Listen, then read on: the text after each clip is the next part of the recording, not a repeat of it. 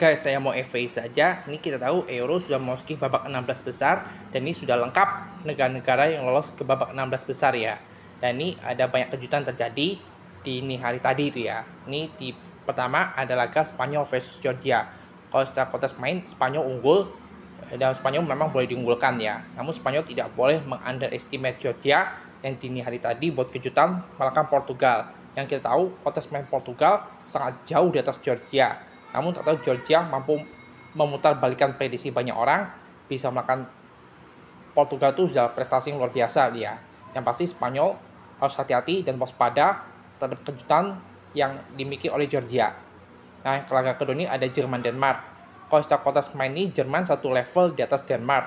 Nah, Jerman apalagi akan bermain di hadapan puluhan ribu pendukungnya, yang pasti Jerman akan termotivasi, semangatnya berlipat.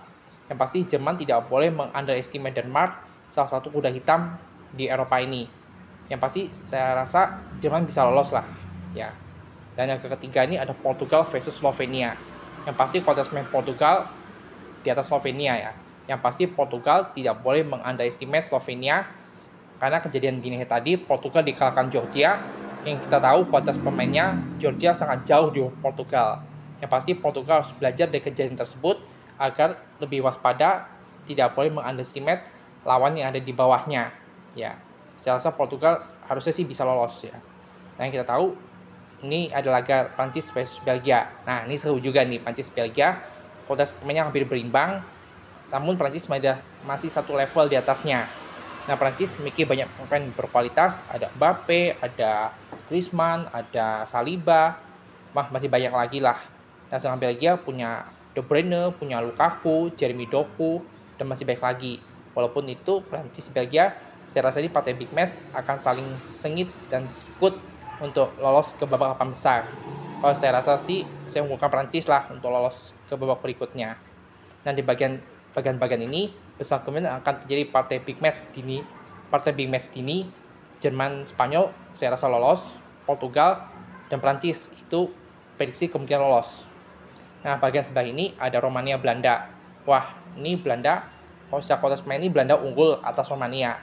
Namun Belanda tidak boleh mengunderestimate Romania yang bisa buat kejutan ya. Kita tahu Romania ini pada konteks mainnya biasa aja, tapi diudukan bisa jual grup itu sudah prestasi ya.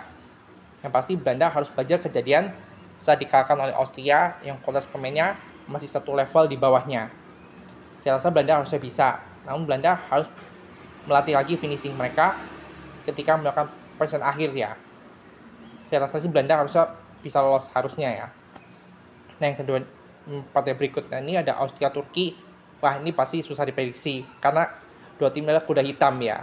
Yang Austria ini buat kejutan besar, bisa mengangkangi Belanda dan Prancis di penyisihan grup itu sudah prestasi ya. Namun Austria akan ketemu Turki yang juga di hari tadi mengalahkan Ceko dengan skor 2-1 ya, itu menang dramatis.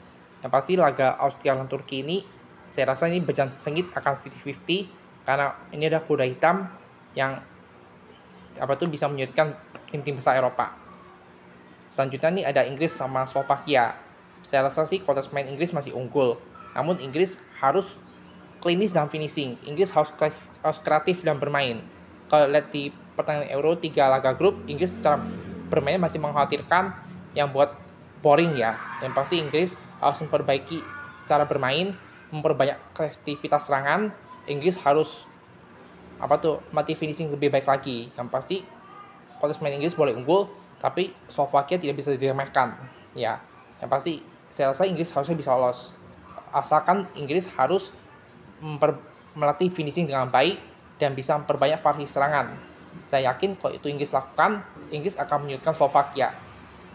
Yang terakhir ada Swiss Italia. Nah, ini seru nih Swiss Italia.